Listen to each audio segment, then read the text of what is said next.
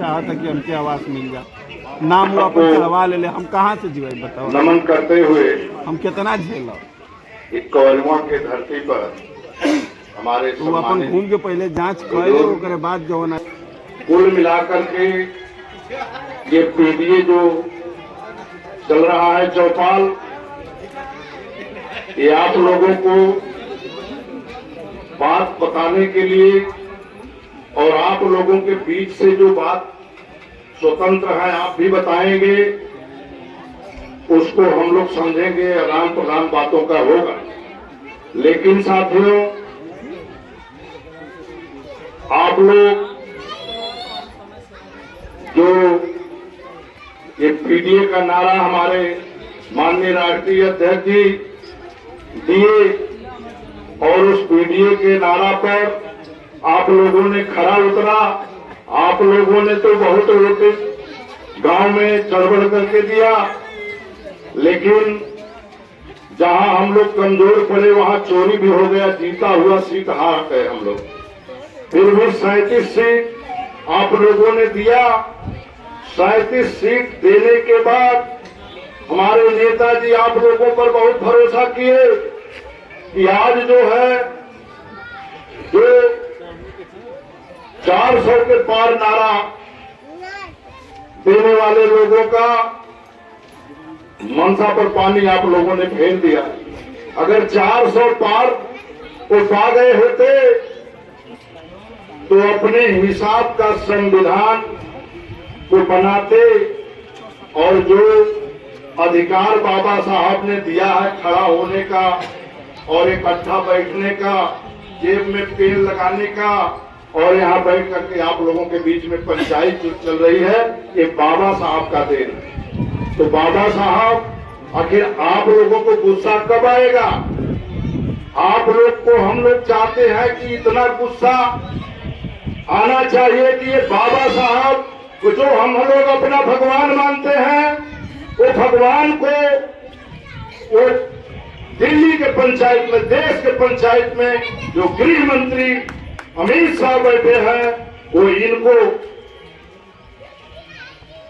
क्या करने का काम किए? बेइज्जत करने का काम किए। इनको जो है अपमानित किए। तब जाकर के हमारे माननीय अखिलेश जी ने गुस्सा में आ गए कि जिनका हम लोग पूजा करते हैं उनको आप अपमानित कर रहे हो। तब आप लोगों के बीच में हम लोगों को, समाजवादियों को, नेताओं को कहे कि आप लोग गांव-गांव जाकर के और उन गरीबों से मिलो, उन गरीबों से बात सुनो, उनका मदद भी करो। जहां कहीं उनका जो है दिक्कतें हैं उनमें सब लोग मिलकर के मदद करो।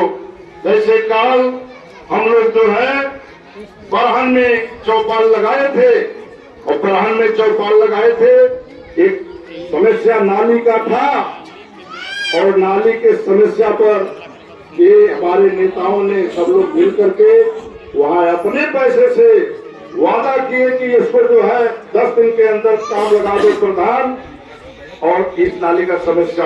तो ये भी काम होगा।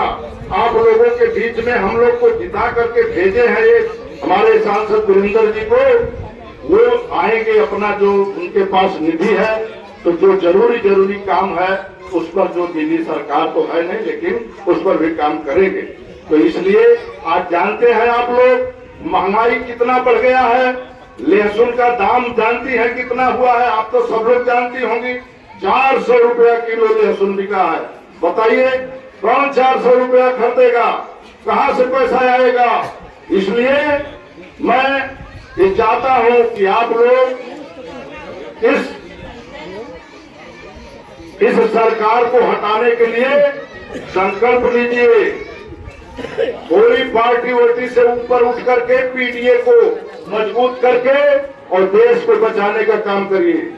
ये देश को बचाने के लिए तमाम गुलामी के जंजीरों से जकड़ी भारत माता को बचाने के लिए तमाम अमर शहीद जो है अपने जान का बाजी लगा करके हंसते हंसते फांसी पर चढ़ गए। उस लोकतंत्र को ये कुचल रहे हैं, लोग कुचलना चाहते हैं। इसलिए आप लोगों को हम कहना चाहते हैं कि भाई आप लोग जरूर दिमाग बनाइए, ऊपर उठिए, तभी बच्चों का पढ़ाई लिखाई और रोजगार सब बंद पड़ा है, किसी को रोजगार नहीं मिला है।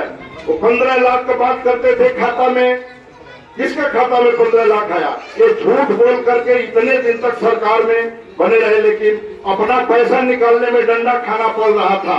नोटबंदी चलाए, 15 लाख काला धन आएगा, कहाँ गया काला धन?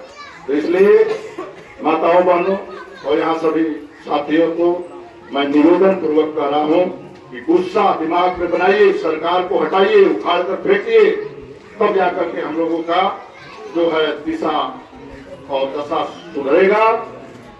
इसी के साथ हम अपने वाणी को विराम दे रहे हैं। आए हुए सभी अतिथियों और सामने बैठे सभी माताओं बहनों को मैं सम्मान, और हम तो रहते हैं आप लोगों के बीच में, लेकिन मेरा कार्यक्रम लगा है शिक्षक सभा का, वहाँ शिक्षकों का चकिया में, इसलिए मैं आप लोगों से विदा लेते हुए मैं अपनी वाणी को विराम दे रहा हूं। जय हिंद।